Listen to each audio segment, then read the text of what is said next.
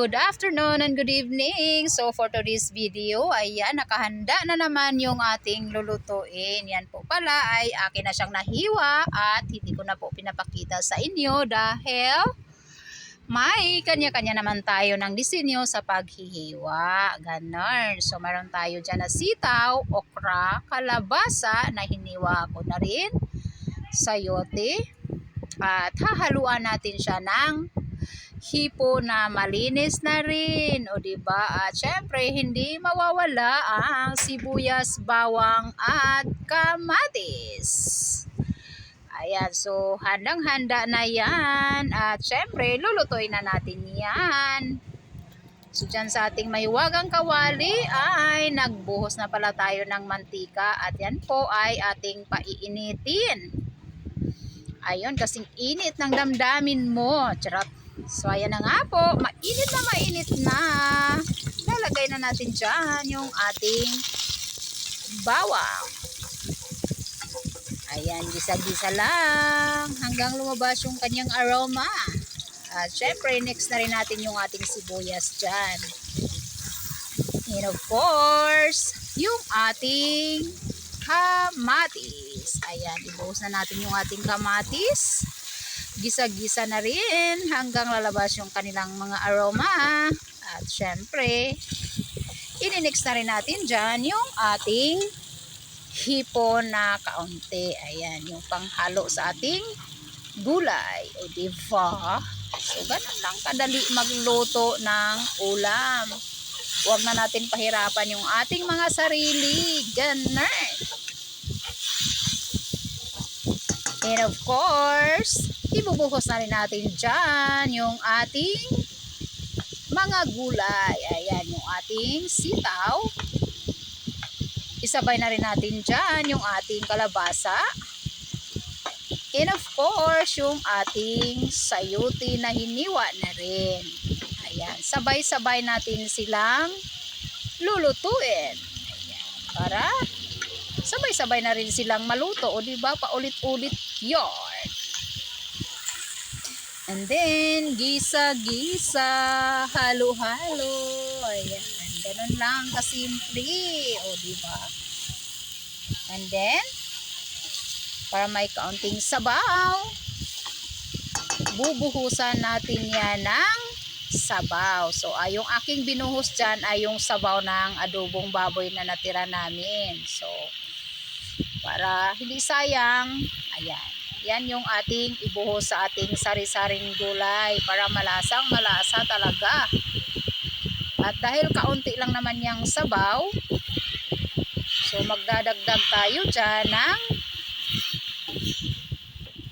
malinis na tubig. Ayan. Buhusan lang natin ng kaunting tubig yung ating sari-saring gulay. Diba? Para may sabaw-sabaw naman ng kaunti at hindi tayo manunuyo. Ganun. Ayan. So, gisa-gisa lang hanggang maluto. By the way guys, binuhusan ko pala yan siya ng pamintang pino para dagdag lasa na rin at dagdag amoy sa ating ulam for today's video. At syempre, dagdagan na rin natin ng oyster sauce. Ayan, Mamacita's oyster sauce. 2 sachet lang yan. At hindi po yan sponsor ni Mamacita's. Yan po ay gustong-gusto ko talaga ilagay yung Mamacita's sa ating gulay dahil talagang malasa naman talaga siya. O diba? So, Mamacita's, baka naman. May pamaskong handog tayo dyan. Charot. Ayan. So, ayan. Gisa-gisa lang. At masarap sa gulay guys yung hindi gaanong lutong yung half cook lang. So, ayan na nga. Tinakpan ko at pakukuluan lang natin yung ating gulay ng panandalian lamang. So, wag natin i-overcook yung ating gulay. Masarap kumain ng gulay pagka medyo malutong-lutong siya. Ganun, no? So, ayan, pakuluan lang natin ng panandalian yung ating gulay. So silip-silip, tanggalin natin yung ating takip para makita natin ng gusto kung talagang luto na yung ating gulay. Ayan, o diba? So napakadaling lutuin lang yung ating sari-saring gulay. Sa mga mahilig kumain ng gulay, pwede nyo yung gayahin. At dahil luto na nga at half cook na yung ating gulay, binuhos ko na dyan yung ating okra. Ayan, hinuli ko yung okra dahil yung okra na yan ay bata pa siya. So madali lang maluto yung okra. Sa katunayan, yung okra na yan ay minsan nilalagay ko sa ibabaw ng kanin. Kung malapit na maluto yung kanin, ayan, inibabaw ko yung okra at sinasawsaw ko lang yan sa bagoong. So, ganun lang kasimple si Vicarian kahit kung anong mayroon sa bahay. So, ganun lang tayo. Huwag na natin pahirapan yung ating mga sarili, o diba? So, ayan na nga po. Luto-luto na yung ating sari-saring gulay.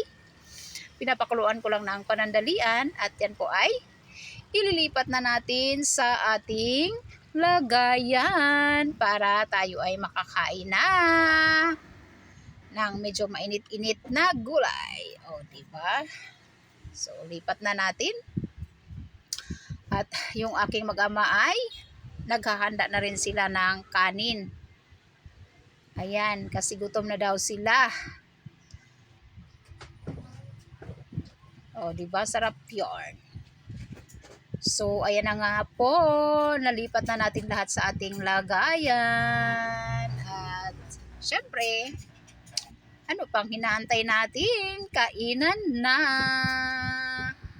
Nakaready na yung aking mag-ama sa lamesa. Hinaantay na lang nila itong ulam na binibidyo-bidyuhan ko pa. Ayan, whitey pa more. Kahit gutom na, sige, video pa rin. Diba? Charot lang. Ayan, puro charot na tayo nito. Wala na ako masabi eh. So maraming salamat guys sa walang sawang suporta at pagmamahal. So kami po ay kakain na. At ayan na nga po yung aking mag-ama. Bumanat na sa kainan. Ayan, at syempre yung nanay, video-video muna, ganun. Para pandagdag naman haba-haba ng ating video, di ba? So, para mahaba-haba yung ating walang kwentang video, ganun.